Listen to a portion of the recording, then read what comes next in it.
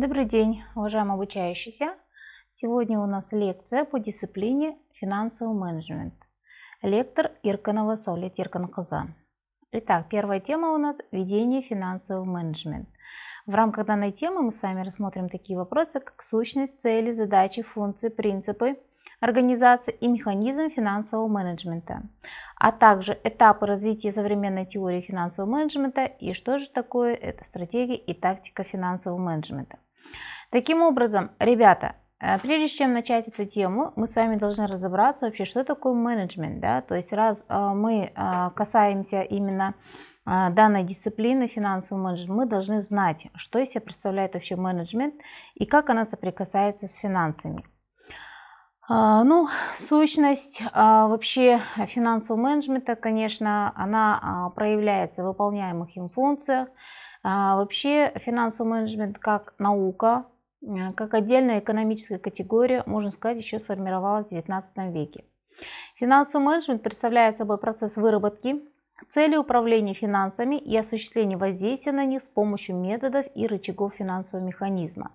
То есть, если исходить из понятия вообще, что такое финансы, мы финансы с вами отмечали до этого, да, что это совокупность экономических отношений по поводу формирования, использования, распределения финансовых ресурсов. А когда мы уже прикладываем понятие финансов к финансовому менеджменту, то здесь мы уже говорим о том, что как управлять, да, финансами, этими ресурсами, и также распределять и контролировать их эффективность. Раз существует финансовый менеджмент как наука, должно существовать лицо, которое будет управлять этими ресурсами, то есть которого мы называем финансовым менеджером. Финансовый менеджер – это работник предприятия, часто входит в состав высшего управленческого персонала фирмы, контролирующий денежные потоки предприятия, несущий ответственность за постановку проблем финансового характера и принятие финансовых решений. Какие же цели вообще преследует финансовый менеджмент как экономическая наука? Да, то есть в первую очередь, конечно, это выживание фирмы в условиях конкурентной борьбы. Также это избежание банкротства и крупных финансовых неудач, лидерство в борьбе с конкурентами. То есть любая компания, любая фирма должна преследовать цель занятия определенной доли ниши рынка, в котором она работает. Это также максимизация рыночной стоимости фирмы, устойчивые темпы роста экономического потенциала фирмы, это рост объемов производства и реализации, а также это максимизация прибыли, минимизация расходов и обеспечение рентабельности деятельности. Самая главная, основополагающая цель финансового менеджмента – это вообще повышение благосостояния акционеров компании, повышение благосостояния собственников компании. Какие же функции выполняет финансовый менеджмент? Да? То есть вообще сущность финансового менеджмента как экономическая категория проявляется через выполняемые им функции. Функции финансового менеджмента подразделяются в свою очередь на функции объекта управления и на функции субъекта управления. К функциям объекта управления финансового менеджмента мы относим совокупность условий осуществления денежного потока, кругооборота стоимости, движения финансовых ресурсов и финансовых отношений между хозяйствующими субъектами и их подразделениями в хозяйственном процессе. Что же мы относим к функциям субъекта управления финансового менеджмента? Это получается специальная группа людей, то есть это может быть финансовая дирекция, это финансовый менеджер, да, который посредством различных форм управленческого воздействия осуществляет целенаправленное функционирование объекта, то есть самого объекта управления. Функции объекта управления – это получается организация денежного оборота, снабжение финансовыми средствами и инвестиционными инструментами, организация финансовой работы. Что же мы относим к функциям субъекта управления? Это получается общий такой вид деятельности, отношения людей в хозяйственном процессе и финансовый рынок. Какие же вообще можем функции, виды функций, да, выделить? Здесь необходимо отметить, что раз мы говорим о финансовом менеджменте, основу этих функций, конечно, составляют сами функции менеджмента. Да? То есть, как нам известно, традиционные функции менеджмента – это как раз планирование, прогнозирование, организация, регулирование, координация, стимулирование и контроль. И финансовый менеджмент также выполняет эти функции, только уже на уровне управления финансовыми ресурсами компании. Планирование, получается, это весь комплекс мероприятий по выработке плановых заданий и по воплощению их в жизнь. То есть, когда компания разрабатывает свою финансовую стратегию, финансовый план, да, осуществляется процесс прогнозирования, то есть разработки на длительную перспективу изменений финансового состояния объекта в целом и его отдельных частей. Организация, то есть когда уже осуществляется объединение людей, совместно реализующих финансовую программу на базе определенных правил, процедур. С этой функцией, конечно, связан процесс департаментализации, организационного построения внутренней системы управления и контроля. По поводу процесса департаментализации можно отметить следующее, что данный процесс он подразделяется на функциональную департаментализацию и на дивизиональную, да, то есть когда осуществляется разделение областей деятельности, функций по блокам, по отделам, по подразделениям внутри самой компании или же по видам, по группам производимой продукции. Регулирование. Функция регулирования осуществляется путем воздействия на объект управления, посредством которого достигается состояние устойчивости финансовой системы в случае отклонения от заданных параметров. Координация представляет собой согласованность всех звеньев системы управления. Стимулирование. Функция стимулирования означает побуждение работников финансовой службы к заинтересованности в результатах своего труда. И, конечно же, самая, можно сказать, заключительная, важная, да, функция финансового менеджмента – это проверка организации финансовой работы. То есть без контроля невозможно достижение самой главной цели финансового менеджмента – это повышение благосостояния собственников компании. В процессе управления денежными потоками, финансовыми ресурсами компании, любая фирма, любая компания, любое предприятие использует финансовые инструменты. Да? Что из себя представляют финансовые инструменты? То есть это любые контракты, по которым происходит одновременное увеличение финансовых активов одного предприятия и финансовых обязательств долгового или долевого характера другого предприятия. По своей природе финансовые инструменты, они подразделяются на первичные и вторичные. Иногда вторичные еще и называют производными деривативами. К первичным финансовым инструментам мы относим кредиты, займы, облигации, другие долговые долевые ценные бумаги, также кредиторскую и дебиторскую задолженность по текущим операциям. Ко вторичным или же производным деривативам мы относим это финансовые опционы, фьючерсы, форвардные контракты, процентные и валютные свопы. Кроме того, успешность системы финансового менеджмента, она зависит от принципов, да, то есть принципов реализации основных направлений развития финансового менеджмента. Финансовый менеджмент ориентирован на следующие принципы. Первый принцип – это, конечно, интегрированность с общей системой корпорации, то есть определение взаимосвязи с другими экономическими и организационными отделами. То есть любая компания, мы все знаем, что она состоит из определенной такой организационной структуры управления, да, то есть из различных отделов, подразделений, служб и так далее. То есть каждый отдел сам по себе самостоятельно не может существовать, у них одна общая цель, соответственно, это означает интегрированность с общей системой корпорации, да, то есть они интегрированы, взаимосвязаны друг с другом, должны выполнять свои функции. Комплексный характер формирования управленческих решений, то есть должна быть стратегия и, конечно, тактика ее осуществления.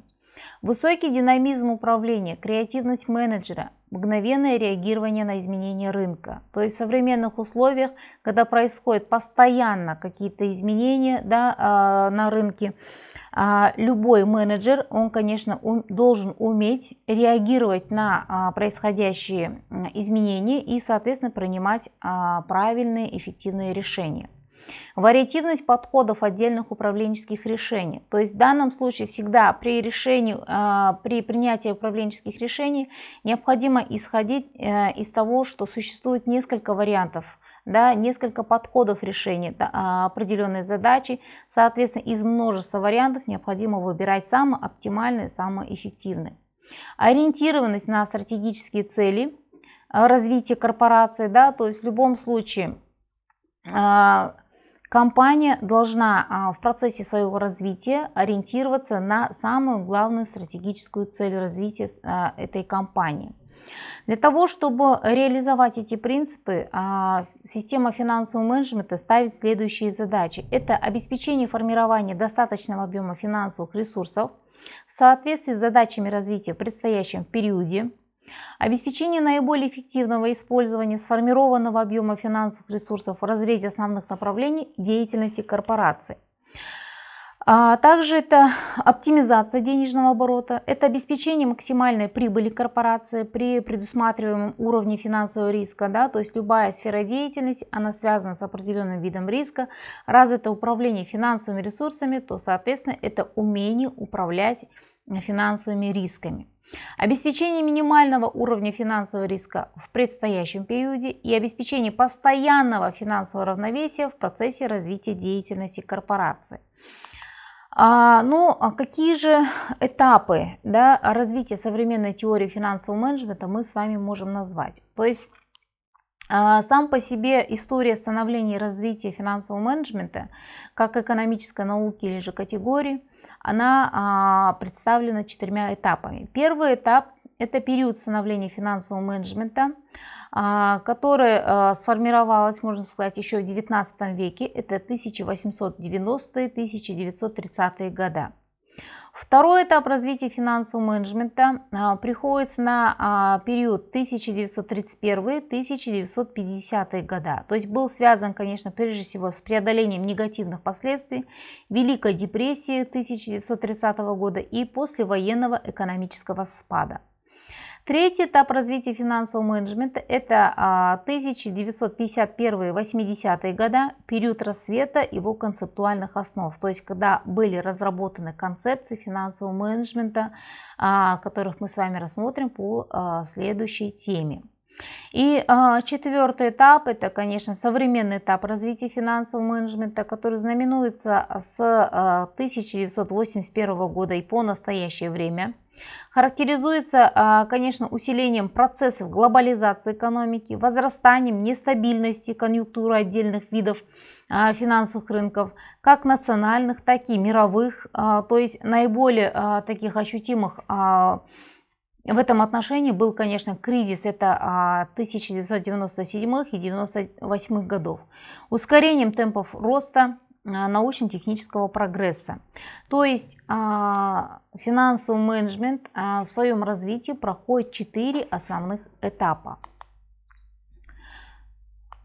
Какие же вообще цели, да, преследует финансовый менеджмент? То есть до этого мы с вами отметили, самая основная такая цель – это, конечно, повышение благосостояния собственников компании, и в то же время, конечно, данная цель, она должна быть отражена и в стратегии развития компании, да, то есть что такое финансовая стратегия, что такое тактика. Цели финансовой стратегии, конечно, уже были озвучены нами, да, то есть это рост благосостояния собственников благодаря максимизации стоимости компании. Какие же задачи решает финансовая стратегия в процессе ее реализации? Это с позиции функции моделирования, с позиции функции обеспечения. Да? То есть это, конечно, постоянный финансовый анализ компании, это построение корпоративной карты рисков, это выработка стратегических финансовых решений. Если же решать задачи финансовой стратегии с позиции функции обеспечения, то это, конечно, в процессе операционной, финансовой, конечно, и инвестиционной деятельности компании. Это постоянно аналитическо-прогностические задачи и контроль финансового положения. Это управление собственными заемными источниками финансирования, конечно, и это проявляется в управлении инвестициями и активами компании. Таким образом, резюмируя данную тему, по дисциплине финансовый менеджмент, уважаемые обучающиеся, мы можем сделать следующие краткие выводы, да, что финансовый менеджмент как наука она сформировалась в XIX веке, представляет собой процесс выработки целей управления финансами и осуществления воздействия на них с помощью методов и рычагов финансового механизма. То есть таким образом финансовый менеджмент, получается, это не просто процесс управления, а это искусство управления финансовыми ресурсами именно в условиях, современных условиях ужесточения именно конкуренции на рынке и, конечно же, в условиях жесткой, можно сказать, экономии финансовых ресурсов. Ну, самая основная главная цель финансового менеджмента – это повышение благосостояния собственников компании за счет максимизации прибыли компании. И, конечно же, в процессе достижения данной основной цели также преследуются цели. Это выживание фирмы в условиях конкурентной борьбы, да, избежание банкротства и так далее. Кроме того, мы сказали, что сущность финансового менеджмента проявляется в выполняемых им функциях. Функции планирования, прогнозирования, организации, регулирования, координации, стимулирования и контроль. Финансовые инструменты, они подразделяются на первичные и вторичные, да, то есть вторичные иногда еще и называют производными деривативами. Кроме того, финансовый менеджмент ориентируется на соответствующие принципы, да, то есть которые обязательны к реализации в процессе управления финансовыми потоками компании. И, конечно же, решает соответствующие задачи, которые именно направлены по достижению самой главной цели. И смогли мы с вами рассмотреть основные этапы развития современной теории финансового менеджмента и отметили, что современная теория финансового менеджмента в своем развитии прошла основные 4 этапа. Ну, на этом мы данную тему завершаем. Если есть вопросы, пожалуйста, оставляем в комментариях. Спасибо, всего доброго.